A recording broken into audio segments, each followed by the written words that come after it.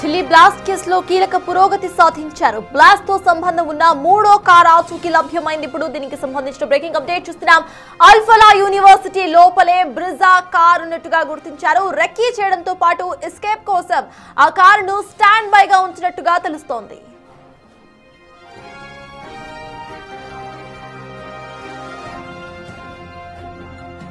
అటు అల్ఫలా యూనివర్సిటీని దర్యాప్తు సంస్థలు జల్లెడ పడుతున్నాయి. ఉగ్ర కార్యకలాపాలకు కేంద్రంగా బాయ్స్ హాస్టల్లోని 17వ నంబర్ భవనం ఉన్నట్టు గుర్తించారు. ముజమ్మిల్కు చెందిన 13వ రూమ్లోనే పథక రచన జరిగిందని ఓ నిర్ధారణకు వచ్చారు.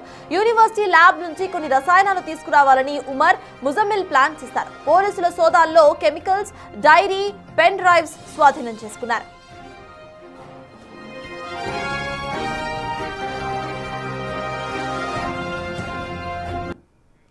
ఉమర్ కు చెందిన 4వ నంబర్ రూమ్ నుంచి కూడా 3 డైరీలు స్వాధీనం చేసుకున్నారు.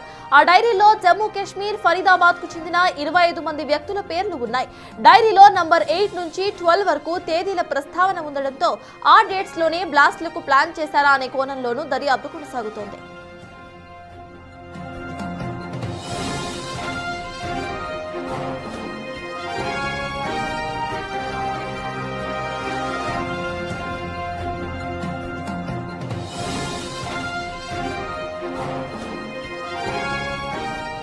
నాలుగు కీలక ప్రాంతాల్లో ఒకేసారి దాడులు జరపాలని ప్లాన్ చేస్తున్నట్టు అధికారులు గుర్తించారు. 8 మంది బాంబర్స్ తో ప్లాన్ అమలుకు ప్రయత్నాలు మొదలుపెట్టారు. 8 మందిలో ఉమర్, ముజమ్మిల్, ఆదిల్, షాహీన్ కూడా ఉన్నారు. ఈ కుట్రను అమలు చేసే బాధ్యత ఉమర్దే. అందుకోసమే ఉమర్ 20 లక్షల వరకు ఫండ్స్ కలెక్ట్ చేశాడు. ఆ డబ్బుతోనే 20 క్వింటాల NPK ఫర్టిలైజర్ కొనుగోలు చేశాడు. ఆ తర్వాత ఆ ఫర్టిలైజర్ తో IED బాంబులను తయారు చేయాలని ప్లాన్ చేశారు.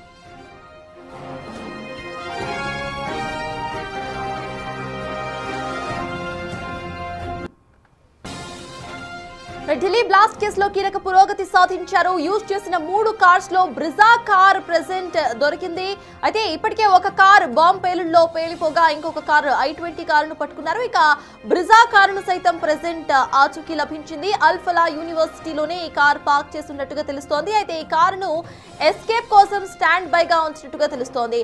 మొన్న జరిగిన అటాక్ సెల్ఫ్ బాంబర్ గా మారిన డాక్టర్ భయపడి అక్కడ సెల్ఫ్ బాంబర్ గా మారినట్టుగా అర్థమవుతోంది. అసలైన టార్గెట్ ఎర్రకోటగా అర్థమవుతోంది. దీనికి సంబంధించిన పూర్తి అప్డేట్స్ మా ఇన్పుట్ ఎడిటర్ పవన్ అందించడానికి లైవ్ లో సిద్ధంగా ఉన్నారు. పవన్, చెప్పండి, కీలక పురోగతి అని చెప్పుకోవాలి. బ్రిజా కార్ ఆచూకీ దొరికినట్టుగా తెలుస్తోంది. అయితే అల్ఫలా యూనివర్సిటీలోనే ఆ కారు ఉన్నట్టుగా కూడా తెలుస్తోంది. యూనివర్సిటీని కూడా క్షుణ్ణంగా పరిశీలించే అవకాశం ఉందనుకోవాలా? అక్కడ స్టూడెంట్స్ ని సైతం విచారణ చేసే అవకాశం ఉందనుకోవాలా? ఈ కేసుకి సంబంధించిన క్లియర్ అప్డేట్స్ ఏంటి?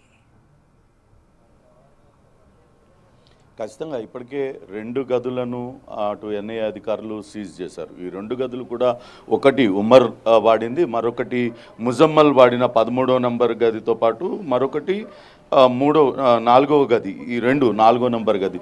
ఈ 2 గదులు ఉగ్రవాద కార్యకలాపాలకు అడ్డగా మారాయి. అల్ఫలా యూనివర్సిటీ వేదికగానే ఈ కుట్ర మొత్తానికి తెరలేపినట్లుగా NIA అధికారుల విచారణలో వెల్లడైంది. ఇక్కడి నుంచే దేశవ్యాప్తంగా ఏకకాలంలో భారీగా బాంబు పేలుళ్లకు పాల్పడాలని కుట్ర పన్నారు. దీనికి సంబంధించి వైద్యులు కొంతమంది ఈ ఉగ్రవాద నెట్వర్క్లో ఫరీదాబాద్ మాడ్యూల్లో ఉన్న వైద్యులందరూ కూడా 20 లక్షల రూపాయల నగదును ఉమర్కి ఇచ్చారు. పేలుడు పదార్థాలు తయారు చేయడానికి ఆ నగదునంతా కూడా వాడారు.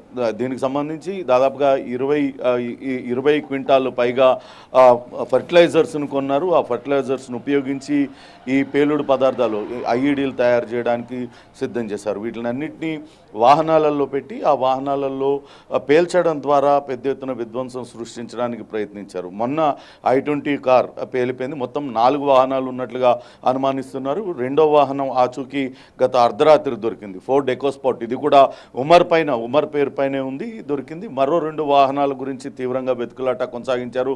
కొద్దిసేపటి క్రితమే షాహీన్కి సంబంధించి ఏదైతే జైషే మహమ్మద్ మహిళా విభాగానికి అధిపతిగా షాహీన్ పనిచేస్తుంది, షాహీన్ పేరు మీద ఉన్న బ్రిజా కారును కూడా అల్ఫలా యూనివర్సిటీలోనే అధికారులు NIA అధికారులు స్వాధీనం చేసుకున్నారు. అక్కడ పార్క్ చేసిన ఆరిఫ్ అనే వ్యక్తిని అరెస్ట్ చేశారు. మరొకరిని కూడా ఈ కేసుతో సంబంధం ఉన్న మరో వ్యక్తిని కూడా అరెస్ట్ చేశారు. ప్రస్తుతం ముజమ్మిల్, షాహీన్ వీళ్ళిద్దరూ కూడా దర్యాప్తు సంస్థల అదుపులోనూ ఉన్నారు. వాళ్ళు విచారణలో కీలకమైన విషయాలను వెల్లడిస్తూ ఉన్నారు.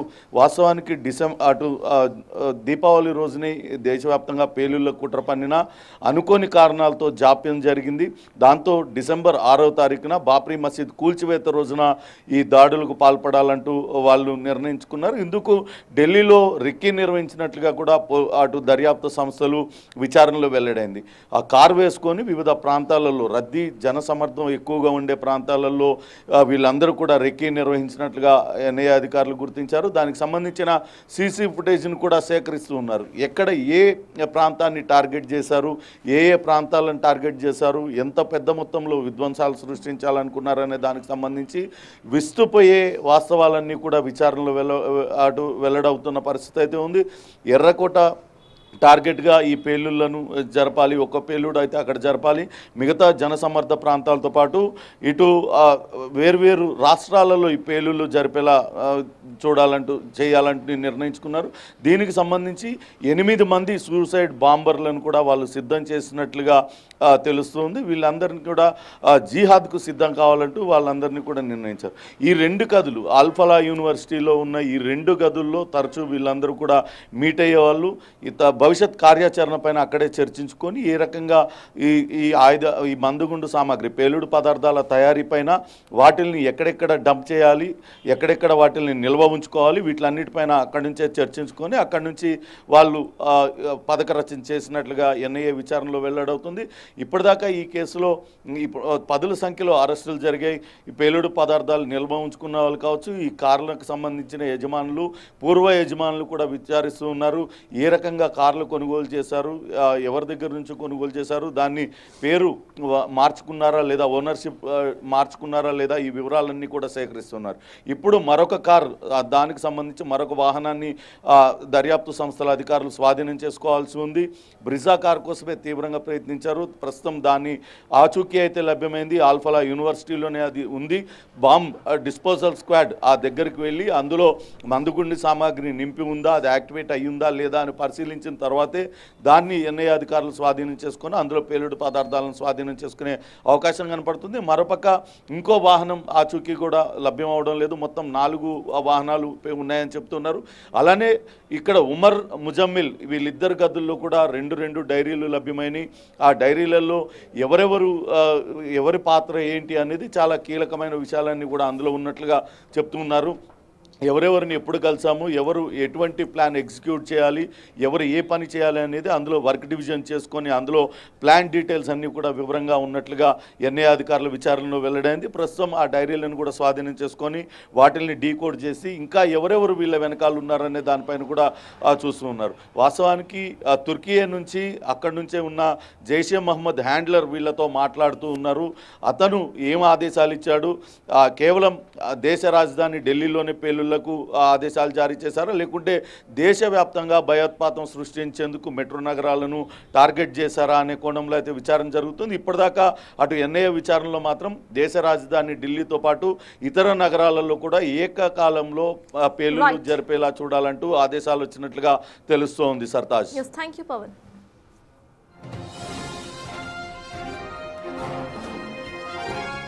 ఢిల్లీ బ్లాస్ట్ కేసులో పురోగతి సాధించారు ఎన్ఐఏ అధికారులు. 3 కార్లు ఇందులో ఇన్వాల్వ్ అయి ఉన్నట్టుగా సమాచారం. అయితే ఇందులో 3వ కార్ ఆచూకీ కూడా ఇప్పుడు లభ్యమైంది. 3వ కార్ అల్ఫలా యూనివర్సిటీలోనే పార్క్ అయి ఉన్నట్టుగా తెలుస్తోంది. అయితే అల్ఫలా యూనివర్సిటీని సైతం జల్లెడ పడుతున్నారు అధికారులు.